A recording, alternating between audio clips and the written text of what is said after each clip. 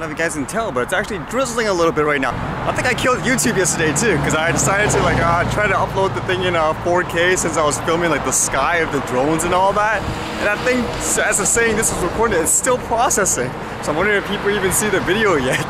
I was even thinking for that drone light show, maybe my expectations were set too high because just based on what I saw in the news about what the US did, like with their drone shows and what Singapore did, I was expecting something really huge, but I guess that's all they could do. Like here anyways. I can just imagine how hard it is actually for that company to get approval just to do the show in general. I guess that's just an example too. You have too stiff of a regulation, you stifle creativity as well. So people want to see like big spectacular things, we need more, better, I guess, regulations and common sense laws, even for like say the hobbyists to practice stuff like that too. Otherwise, saying even for aerial videos, you might see like crazy, spectacular city shots in some places, whereas here you might not see as many just because, you know, people just can't shoot them with the regulations. I was reading some news about a new drone product as well as people using drones to recover stolen items. But first, I get the event down in Texas. Wow. You don't even need a drone to take pictures to show you how bad the situation is down there. All the flooding and stuff with the water. Is everyone actually okay down there? I know I have some people from Texas too. Maybe I haven't heard from you guys in a while. I'm wondering if you're affected as well. In relation to that though, apparently there's a controversial story of price gouging with things like a bottle of water. Apparently here in Best Buy, like over there rather, they were selling it for $42 for a pack just for a bunch of bottled water. That got out there on the internet, and sure enough, everyone got outraged over that, and the company afterwards, they tried to correct it, and their explanation was the employees accidentally gave the price of each individual bottled water as opposed to a pack as a whole. Would you believe them in that case? To me, it's a little hard to believe because the UPC like code outside of the package versus the individual bottles are usually different, so someone must have adjusted the price for whatever reason. Kind of hard to say because kind of like those other situations too at times where it's whether or not the companies or whatever they genuinely care or they're only doing it because they got caught, so it's more of a PR move. Kind of hard to say overall. I was reading a couple of news about new drones and new drone products potentially. This first one, it says Yuneec introduces first a commercial drone ready for filming and rescuing. It's kind of funny because I always thought this company already had drones or people used like their drones in some ways for commercial. It's just DJI had more of a market share, but I guess this is their first real attempt at it.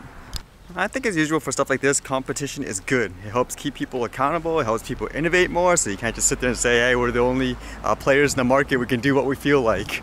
Especially with that example of the bottled water. I mean, if you're the only game in town, then it's more likely you would get away with it or not be as careful, if you want to say, about the pricing. Whereas if there's a ton of competition, then you better be on your game like every single day. And speaking of new products, anyone else see this little graphic banner? It's from DJI. It says a new adventure unfolds. And it looks like it's a picture of a propeller. Kind of shiny.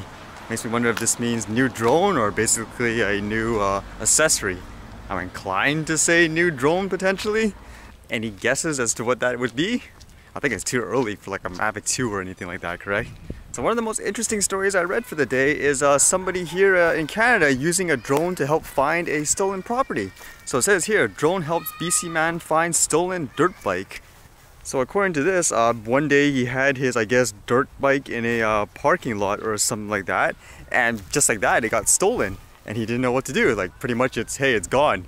And the funny thing was, even though he had a drone, it didn't come across to his mind to actually fly it up and search for it. It says here he first discovered his bike was missing last week. It's normally locked to a boat trailer in his parking lot, but a thief cut the lock, and he noticed this through the video from the surveillance camera he had. Now he apparently talked to the police and all, and then afterwards he decided like, hey, he has the drone, he has a camera, let's fly up there and see if he can find it. And that's actually what happened. He ended up finding his stolen bike. It even mentions here, he said he understands the safety concerns about the public use of airborne devices, but Sandness said he's glad he found a fabulous use for his drone and camera.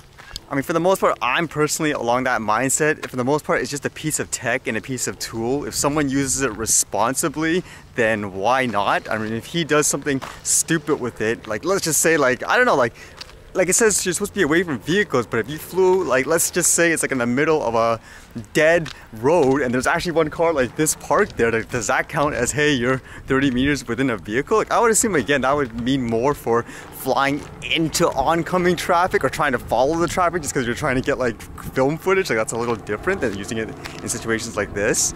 But funny enough, I think flying the drone more and being more observant like on the screen is actually a skill you need to practice as well, because when you're flying up there, if you're not comfortable flying, you could be really distracted in general, like so worried about that you're not paying attention to the screen. So again, it's a skill that needs to be built, so there has to be like a balance with the regulations.